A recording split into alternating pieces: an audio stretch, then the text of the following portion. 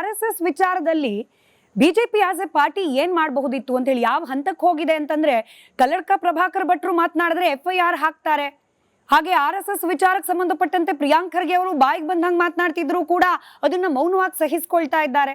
ಕೇವಲ ಟ್ವಿಟ್ಟರ್ಗಳ ಪೋಸ್ಟರ್ಗಳಿಗೆ ಸೀಮಿತವಾಗಿದೆ ಬಿಜೆಪಿಯ ಪ್ರತಿಕ್ರಿಯೆ ಅನ್ನೋ ಅಸಮಾಧಾನ ಅಸಲಿ ಬಿಜೆಪಿ ಕಾರ್ಯಕರ್ತರು ಹಾಗೆ RSSನ ನಾಯಕರಲ್ಲೂ ಕೂಡ ಕಾಡ್ತಾ ಇದೆ. ಏನ್ ಮಾಡಬಹುದಾಗಿತ್ತು ಬಿಜೆಪಿ ತಕ್ಕದಾಗಿ ಖರ್ಗೆ ಅವರಿಗೆ ನೇರವಾಗಿ ಪ್ರಶ್ನೆ ಹಾಕ್ಬಹುದಾಗಿತ್ತು.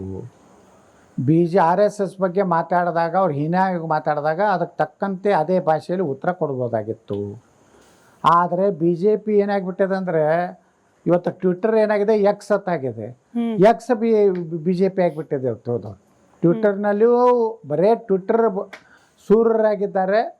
ಒಂದು ಹೇಳಿಕೆ ಕೊಟ್ಟು ಉಗ್ರ ಹೋರಾಟ ಮಾಡ್ತೀವಿ, ತೀವ್ರವಾಗಿ ಖಂಡಿಸ್ತೀವಿ ಬಿಟ್ಟರೆ BJPಯಲ್ಲಿ ಯಾವ ನಾಯಕರಿಗೂ ನೇರವಾಗಿ RSS ಬಗ್ಗೆ ಮಾತಾಡಿದಾಗ ಇವತ್ತು ಅಟ್ಯಾಕ್ ಮಾಡುವಂಥ ಶಕ್ತಿ ಕುಂದಿಬಿಟ್ಟಿದೆ. ಯಾಕಂದರೆ ಇವರೇನು ಹಿಂದೆ 5 ವರ್ಷ ಏನು ಭ್ರಷ್ಟಾಚಾರ ಮಾಡ್ಯಾರಲ್ಲ, ಎಲ್ಲೇ ಆ ಗಂಡುಗಳನ್ನ ತೆಗೆದು ಬಿಡ್ತಾರೆ ಅನ್ನೋ ಭಯದಿಂದ BJP ಕೆಲವು ನಾಯಕರು ತಮ್ಮ ಪಕ್ಷನೂ ನೋಡ್ತಾ ಇಲ್ಲ, ತಮ್ಮ ಮಾತೃ ಸಂಸ್ಥೆ RSSನೂ ನೋಡ್ತಾ ಇಲ್ಲ.